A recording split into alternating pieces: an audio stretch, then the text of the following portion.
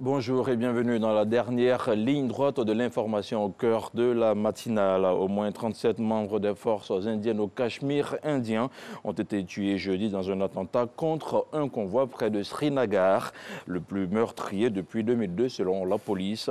Cet attentat suicide revendiqué par un groupe terroriste visait un convoi de 78 véhicules transportant quelques 2500 membres d'une force paramilitaire.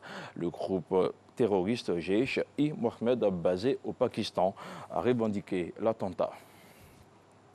Un an après la fusillade qui avait fait 17 morts dans un lycée de Parkland aux États-Unis, la ville de Floride a marqué jeudi ce triste anniversaire dans le silence et le recueillement pour tenter de retrouver la paix. Le jour de la Saint-Valentin, Nicholas Cruz avait ouvert le feu avec un fusil semi-automatique AR-15 dans le lycée Marjory Stoneman Douglas, un lycée dont il avait été exclu l'année précédente pour des raisons disciplinaires. On reste aux États-Unis où le président américain Donald Trump va déclarer l'urgence nationale, une urgence pour boucler le financement du mur qu'il veut ériger à la frontière avec le Mexique. Le mur devrait lutter contre l'immigration clandestine, a annoncé jeudi le chef de la majorité républicaine du Sénat, Mitch McConnell.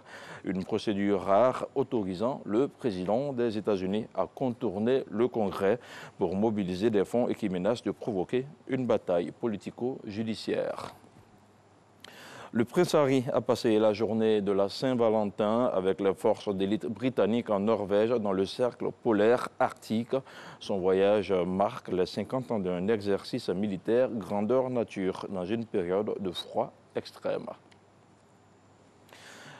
Les banques devront bientôt facturer de la même façon les paiements transfrontaliers en euros et les paiements nationaux.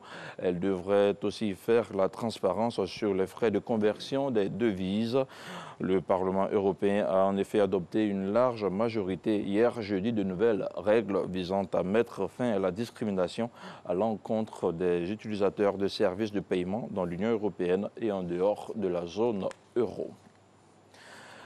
Nous restons toujours sur le vieux continent. À 6 semaines du Brexit, le Parlement britannique a rejeté symboliquement le plan de la Première ministre Theresa May, un plan pour renégocier l'accord de sortie avec l'Union européenne.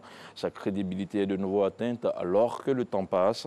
La motion rejetée par 303 députés prévoyait de négocier des alternatives au maintien d'un filet de sécurité sur la question de la frontière irlandaise et écartait la possibilité d'une sortie sans accord.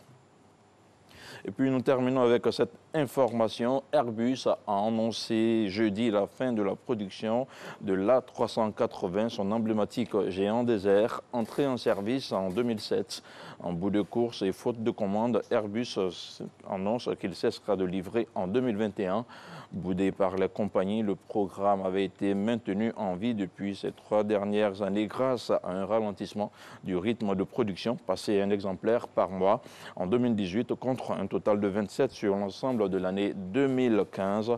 Rappelons que l'A380 est à ce jour le plus gros avion de ligne au monde, d'une capacité de 575 à 850 passagers selon les aménagements.